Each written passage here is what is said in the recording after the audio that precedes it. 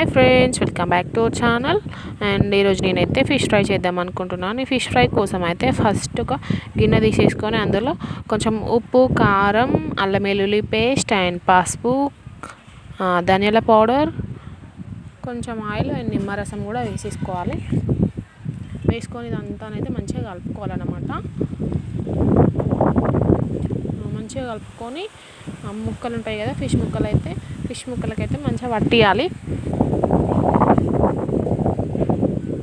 మనం ఫిష్ ముక్కలకు పట్టించే విధానంలోనే ఉంటుంది టేస్ట్ అయితే. మంచిగా అంతా ఫిష్ ముక్కకైతే మంచిగా పట్టేటట్టుగా మంచిగా పట్టియాలి, అంతా రాయాలన్నమాట.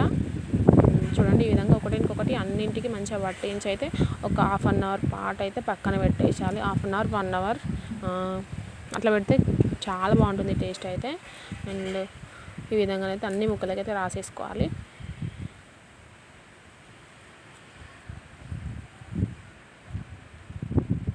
ఒక హాఫ్ అన్ అవర్ ఇప్పుడైతే హాఫ్ అన్ అవర్ అయితే పక్కకు పెట్టిన తర్వాతనైతే చూడండి ఈ విధంగానైతే ఉన్నాయి. అండ్ ఇప్పుడైతే ఫ్రై చేసుకుందాం. ఒక పెనం పెట్టేసుకొని కొంచెం లైట్గా ఆయిల్ వేసేసి అన్ని ముక్కలు ఒకదాని వెనుక ఒకటి అన్నీ పెట్టేసుకొని మంచిగా లో ఫ్లేమ్లో పెట్టుకోవాలి. హై ఫ్లేమ్లో పెడితే మాడిపోతాయి అన్నమాట. లో ఫ్లేమ్లో పెట్టేసుకొని మంచిగా ఫ్రై చేసుకోవాలి. అండ్ ఒక సైడ్ కాలిన తర్వాత ఇంకొక సైడ్కి అయితే తిప్పేయాలి, మెల్లగా తిప్పాలి.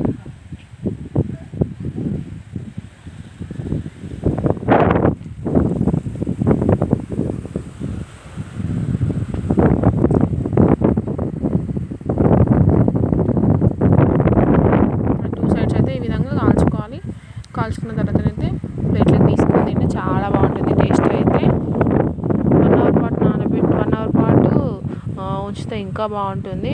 హాఫ్ అన్ అవర్ టైం లేకుంటే హాఫ్ అన్ అవర్ పెట్టి కూడా చేసుకోవచ్చు. అండ్ 1.5 అవర్ పెట్టినా కూడా చాలా బాగుంటుంది టేస్ట్ పక్కకు పెడితే.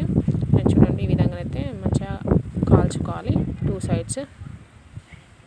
ఎక్కువ ఆయిల్ కూడా పట్టది, కొంచెం అయితే సరిపోతుంది.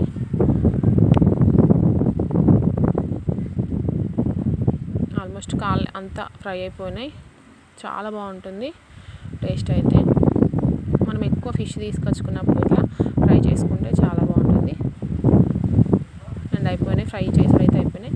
అండ్ వీడియో కనుక నచ్చినట్లయితే like, share and subscribe my channel.